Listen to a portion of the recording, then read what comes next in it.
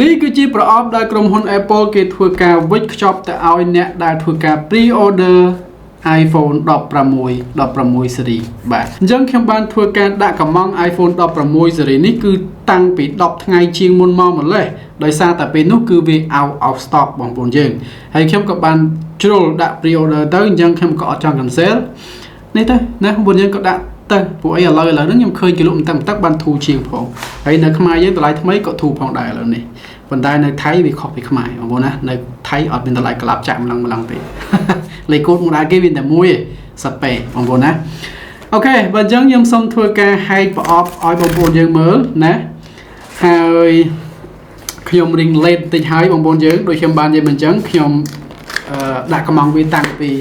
10 20និយាយទៅតាំងពីខែ9ថ្ងៃ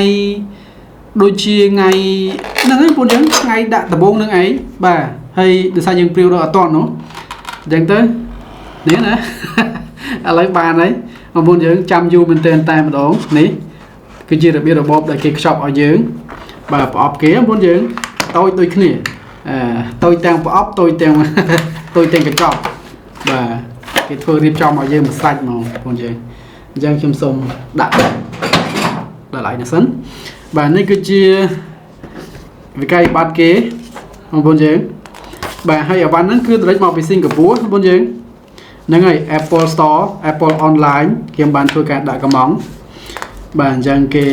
បានធ្វើការដាក់ invoice មកឲ្យខ្ញុំផងដែរបាទនេះណា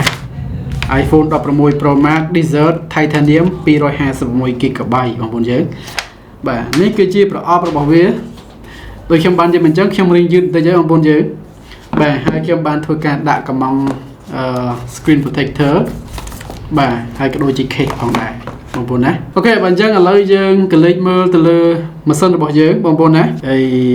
នេះគឺជាការងាររបស់ខ្ញុំបងប្អូនយើងមិនចាំបាច់ចំណាយតាមខ្ញុំទេបើសិនមានលុយទិញទៅណាតែខ្ញុំធ្វើនោះគឺដើម្បីការងារពិតសុទ្ធសាធតែម្ដងណាបាទអញ្ចឹងបើអត់មានការងារក៏ខ្ញុំមិនចំណាយលុយទិញវាដែរបងប្អូនយើងណាហើយខ្ញុំបានធ្វើការលក់ iPhone 15 Pro Max របស់ខ្ញុំចេញអញ្ចឹងយើងថែមលុយគេទៅអត់មានទិញលុយទាំងដុលទេបងប្អូនយើងជាស្រ័យផងបាទអញ្ចឹងយើងធ្វើការបកសិនមកអញ្ចឹងណាហើយសម្រាប់បងប្អូនយើងដែលមានតម្រូវការណាបងប្អូនយើងទិញផ្ដាច់ក៏បានបងលក់ក៏បានហើយស្រូបពេលឥឡូវនេះ iPhone កំពុងតែធ្លាក់ថ្លៃខ្លាំងណាបងប្អូនយើងនៅហាងលក់ទូរស័ព្ទដៃគ្នាយើងបងប្អូនយើងឆែកមើលតម្លៃទៅគឺថាល្អមែនទែនតែម្ដងបាទអញ្ចឹងខ្ញុំទិញ1500ជាងបងប្អូនយើងទិញនៅខ្មែរតែ1300ជាង1400ជាងហ្នឹងគឺថាអូយអេមីនកំពុងតែដាច់បាយឥឡូវហ្នឹងកំពុងតែឆ្អែតចិត្តមកឥឡូវហ្នឹងវាធ្លាក់ថ្លៃខ្លាំងពេកឆ្នាំនេះបងប្អូនយើងអញ្ចឹងខ្ញុំអត់យល់ទេបងប្អូនយើងអញ្ចឹងនៅទីយើងឥឡូវហ្នឹងថ្លៃល្អមែនទែនតែម្ដងអាចកលិចមើលបានអូខេបើអញ្ចឹងឥឡូវយើងធ្វើការមើលម៉ាស៊ីនរបស់យើងតែម្ដងនេះពណ៌របស់វាអូជាតិដែរតាបងប្អូនយើងណាជាតិដែរតាហ្នឹងហើយក្នុងម៉ាស៊ីនហ្នឹងគឺយើងមានដូចសក់ដងអញ្ចឹងបាទខ្សែរបស់វាហើយសម្បត្តិណែនាំសំខាន់បាត់ sticker បាទពីមុនមកបងប្អូនយើង unbox iPhone ណាតែតែមាន sticker ហើយឥឡូវគេលេងឲ្យ sticker មកយើងហើយអូខេបើអញ្ចឹងឥឡូវយើងក៏លេចមើលម៉ាស៊ីនរបស់យើងតែម្ដងបងប្អូនយើងនេះណាបងប្អូនយើងណាកន្លែងដាក់ SIM កន្លែងខាងនេះបាទប៊ូតុងវាបែបនេះបងប្អូនយើងបាទយ៉ាងម៉េចមកទៀតឥឡូវនេះគឺជាកាមេរ៉ា control ណាបាទហើយឥឡូវយើងបើកបន្តិចមកជាតិណាស់បងប្អូនអើយជាតិមែនតើត្មងហ្នឹងណាជាតិដូច Slovery អញ្ចឹងមើលកាន់ទៅដូច15 Pro Max ហ្នឹងបងប្អូនហើយធ្លាប់កាន់15 Pro Max យ៉ាងម៉េចគឺតែប៉ុណ្្នឹងឯងបងប្អូនយើងណាខ្ញុំមិនដឹងមានអារម្មណ៍យ៉ាងម៉េចយ៉ាងម៉ាទេណាដំបូងគេខ្ញុំសូមធ្វើការបិទអេក្រង់សិនបងប្អូនណាបាទដើម្បីជាការការពារបាទអញ្ចឹងខ្ញុំសូមធ្វើការបិទ screen protector សិន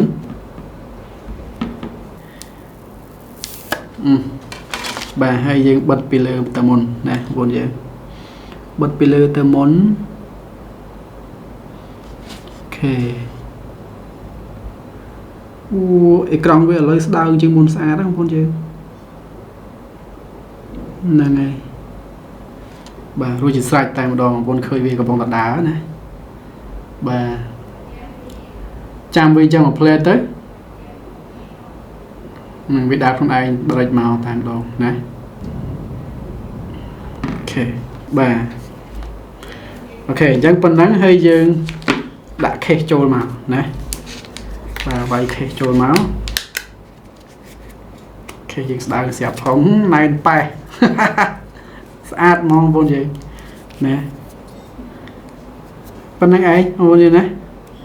បាទអត់មានអីទេប៉ុណ្ណឹងគឺល្អហើយប៉ុណ្ណឹងនោះហ្នឹងហើយបាទអញ្ចឹងឥឡូវខ្ញុំសូមធ្វើការបើកម៉ាស៊ីនបើសិនជាបងប្អូនយើងមាន iPhone ដែលរត់ beta ពីមុនមកបងយើងអញ្ចឹងបងប្អូនយើងមិនបាច់ធ្វើការ transfer មកទេបាទពួកអីកាលណាបងប្អូនយើង transfer ក៏វាមកទាំង beta ដែរណាអញ្ចឹងបងប្អូនយើង transfer តែ Apple ID មកទៅបានហើយបងប្អូនយើងមាន iPhone ដំណើរការល្អផ្ទេរមកទាំងអស់ក៏បានដែរប៉ុន្តែក្នុងករណីខ្ញុំ iPhone នេះគឺវាអត់សូវល្អទេដំណើរការអត់សូវល្អទេអញ្ចឹងខ្ញុំមិនផ្ទេរទាំងអស់មកទេហើយពេលនេះវាទៅឲ្យយើង update software បងប្អូនយើងណាបាទអញ្ចឹងបងប្អូនយើងអាច update software ឥឡូវក៏បានពេលក្រោយក៏បានដែរបាទអញ្ចឹងឥឡូវខ្ញុំសូម update ពេលក្រោយដោយសារខ្ញុំអត់ចង់ទារពេលយូរ set up for myself face ID later អញ្ចឹងបងប្អូនយើងអាចវាយ Apple ID ចូលក៏បានដែរឬក៏ចេះក៏បានដែរណាsign up another device មកចុចកន្លែងនេះមកបងប្អូនយើងណាអាក្រោមនេះ ring check តិចឲ្យបងប្អូនយើងអញ្ចឹងចុចកន្លែងនេះមកអញ្ចឹងវាលោតមកបែបនេះបាទអញ្ចឹងខ្ញុំឲ្យវាទាញតែ Apple ID ចូលទេណាអត់យកមកទាំងអស់ទេហ្នឹងហើយអញ្ចឹងវាធ្វើការតភ្ជាប់ហើយវានឹងធ្វើការ transfer Apple ID ក៏ដូចជា iCloud របស់យើងទៅ iPhone ថ្មីហើយបាទអញ្ចឹងក្រៅពីហ្នឹងវាអត់ទេមកទេណាបងប្អូនយើងបាទអញ្ចឹងខ្ញុំសូមធ្វើការទេបាទអញ្ចឹង sign in តែម្ដងយល់ព្រមនៅលក្ខខណ្ឌវាចំណុចនេះគឺយើងត្រូវការ set up eSIM បងប្អូនយើងអាច set up later ក៏បានណាអញ្ចឹងខ្ញុំសូមចុច later បាទអញ្ចឹងខ្ញុំចុច continue បាទ not now control ទៅមុខមកយល់ព្រមជាមួយនឹងវារួចរាល់បងប្អូនណានេះ iPhone ថ្មីរបស់យើងថ្មីជ្រៅនៅលើហ្នឹងបងប្អូនណាអូ smooth ណាស់បងប្អូនណាបាទប៉ុណ្្នឹងឯងបងប្អូនណាអញ្ចឹងយើងមាន Apple ID របស់យើងបាទអញ្ចឹងបងប្អូនយើងអាចធ្វើការ download កម្មវិធីរបស់យើងបានណា use this iPhone location turn personality okay on បាទអញ្ចឹងទៅបាទអញ្ចឹងយើងមាន Apple ID ហ្នឹងយើងអាចធ្វើការ download app យើងទៅបានហើយប៉ុណ្ណឹងបងប្អូនណាអញ្ចឹងកម្មវិធីធនាគាររបស់បងប្អូនអីបងប្អូនយើងអាចធ្វើការ set up សារថ្មីទៅណា Facebook នេះយើងអាច download សារថ្មីទៅបាទប៉ុណ្ណឹងឯងបងប្អូនណាបាទអញ្ចឹងនេះគឺជាអ្វីដែលខ្ញុំចង់ចែករំលែកជូនបងប្អូននៅក្នុងវីដេអូនេះ